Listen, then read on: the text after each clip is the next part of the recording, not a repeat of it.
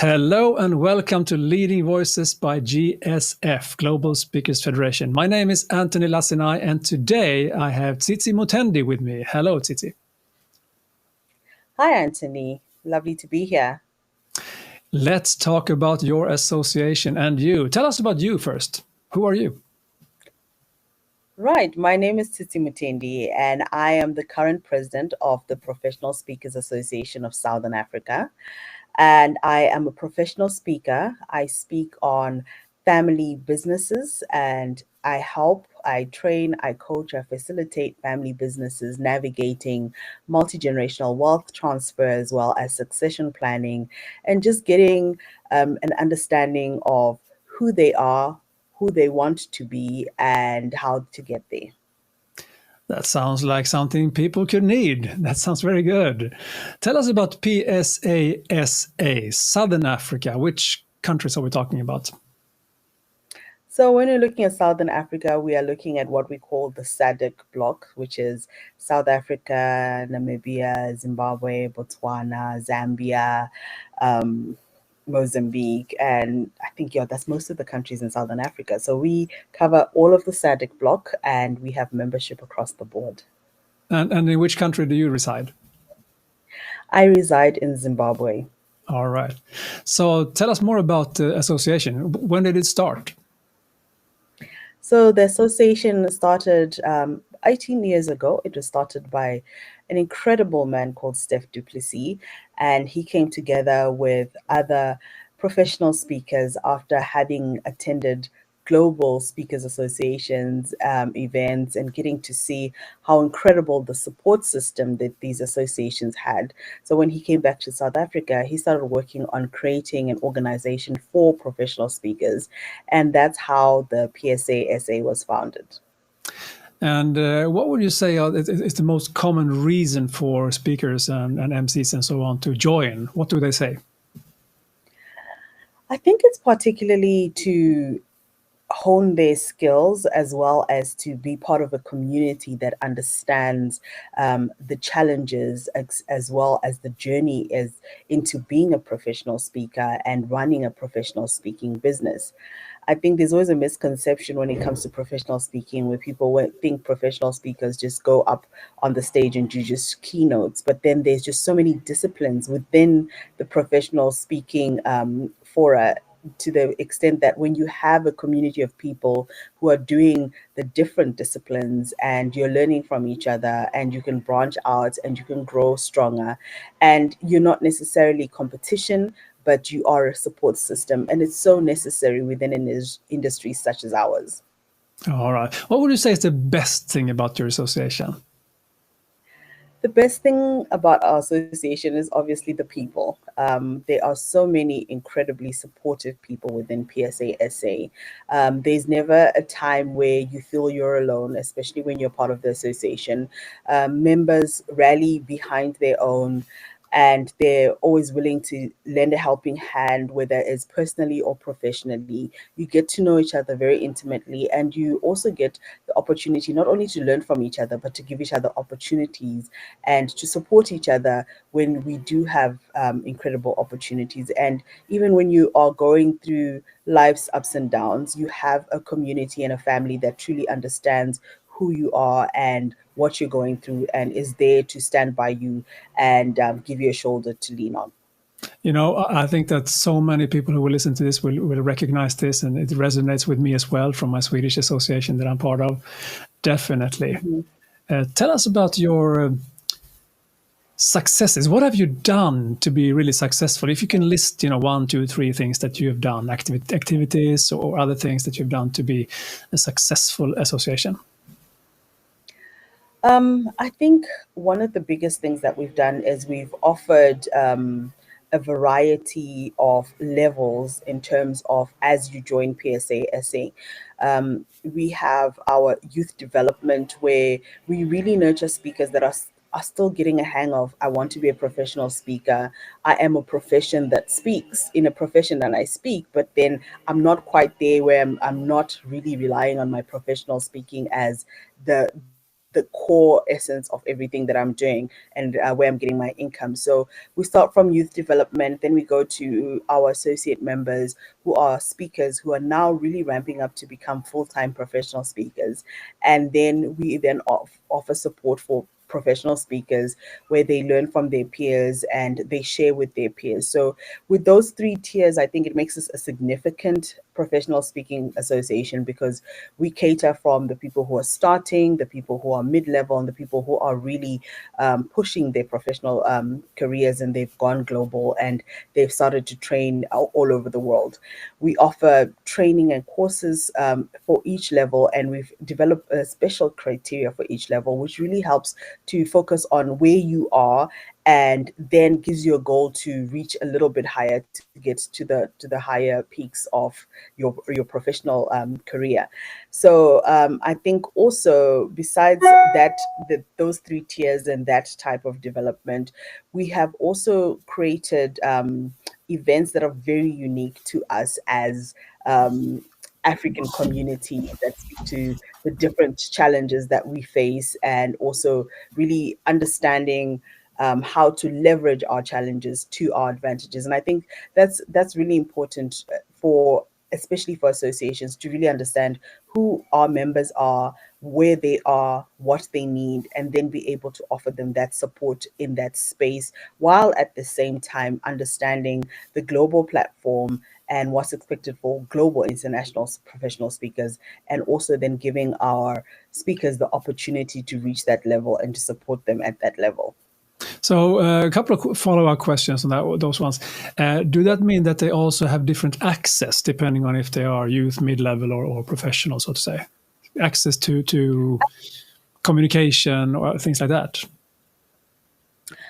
Yes, absolutely. So we have, especially with the speaker classes, we have created a roadmap for our membership. So as you join PSASA and you go through orientation, there is a roadmap that we use that we help people understand where they currently are, what the goal is to get to the professional and get their CSPs and become part of the global luminaries. And there's a step-by-step map in terms of service within the association, classes that you can join, and at what level you should be able to join them, as well as we've special competitions within the association that helps hone in the skills of different members, and they're only open to certain membership tiers. So we have created, what can I say, gateways to allow each membership tier to be able to push to get to a success level, to be able to graduate into another success level, and really give them something to push for as they grow their professional careers.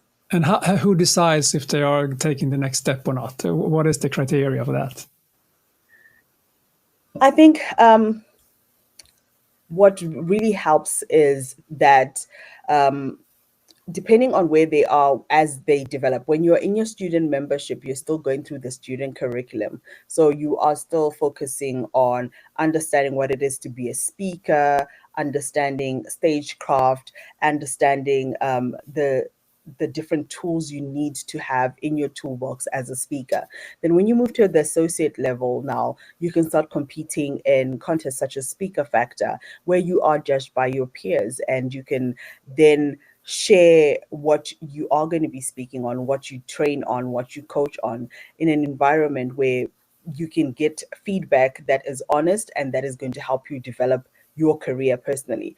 And so as members join, as they're going through these stages, they pretty much know where they are. They are going to push to want to get to the next tier because they know that they're being evaluated and being supported by their peers.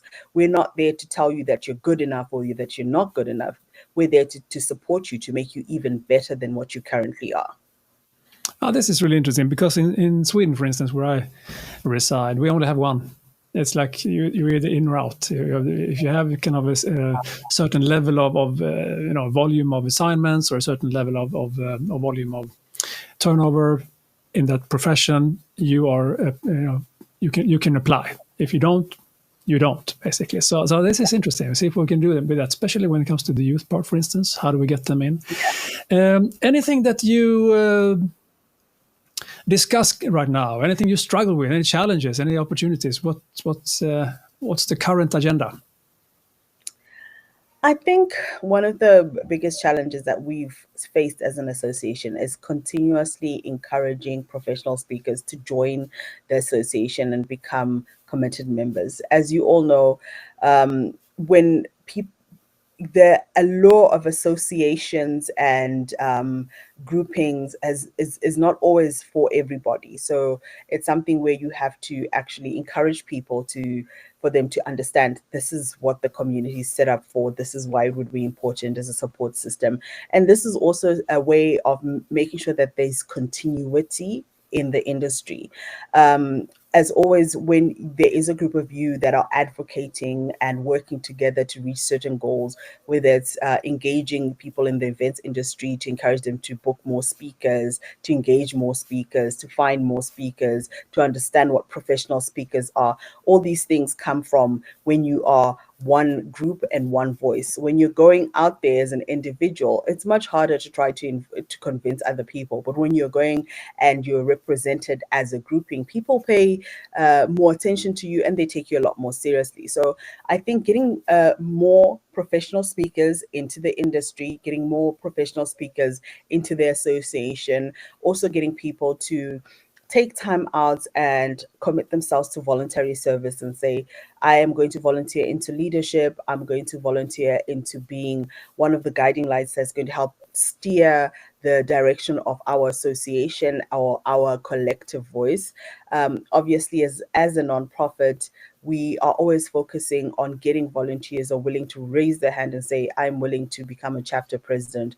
I am willing to step into exco roles and things like that. So these are some of the challenges I think that we have faced and we continue to face, but we continue to encourage, because obviously you always want people to raise their hand and give their best when they are joining the association, as well as when they are volunteering to fill certain roles. Yeah, I can recognize this again from other industries or other associations. You know, a lot of lone wolves out there, but then there are also people like you, for instance, who actually raise your hand and say, I'm going to be part of this and help out and offer your generosity to all of us as well. Okay, so if you have a crystal ball, what's cooking for the future? What's happening in the future, you think? What's happening in the future is to encourage the growth of the association, especially in other countries. I think right now we have a lot more members within South Africa. That's why most people think it's the Professional Association of South Africa. I did too, yeah. We represent Southern Africa, and we have a lot more members and growing members, and trying to encourage more of the speakers across Southern Africa to become part of the association, to take advantage of the membership of the association, the great mentorship that you have from established speakers that are within our luminary groups, and to be able to really continue to cultivate the future of voices for Africa in Africa as professional speakers. So, last question. Global Speakers Federation, the umbrella, the one that you also represent from your perspective. What can you expect, or how can GSF help you? I think being part of GSF is a huge credit to our association and to all the other associations that are part of GSF, because it really reminds us that we are not alone as professional speakers. You tend to be goldfish in a bowl. And so when you're in your little bowl, you think your whole world revolves around this bowl. But being part of GSF allows us to be part of this bigger ocean that has plenty other little bowls in it that come together and share ideas, share experiences, and share opportunities. We get the advantage of, when you're part of the GSF, you can attend other GSF Speakers Association meetings as you are visiting and you're traveling to other countries, which is an incredible opportunity. And I think it's something that makes the world a little bit smaller for speakers and makes it a bit more conquerable, because you feel like, if I have family in other countries, in other chapters, in other associations I can visit, I can learn from, I can reach out, and I can learn from other people, and we can share our likenesses as well as we can understand our differences. We can support each other and provide each other opportunities to learn, opportunities to grow, and opportunities to make money as professional speakers. Wise words from Tsitsi Mutendi. Thank you so much for being part of this. Thank you so much, Antoni. I appreciate you.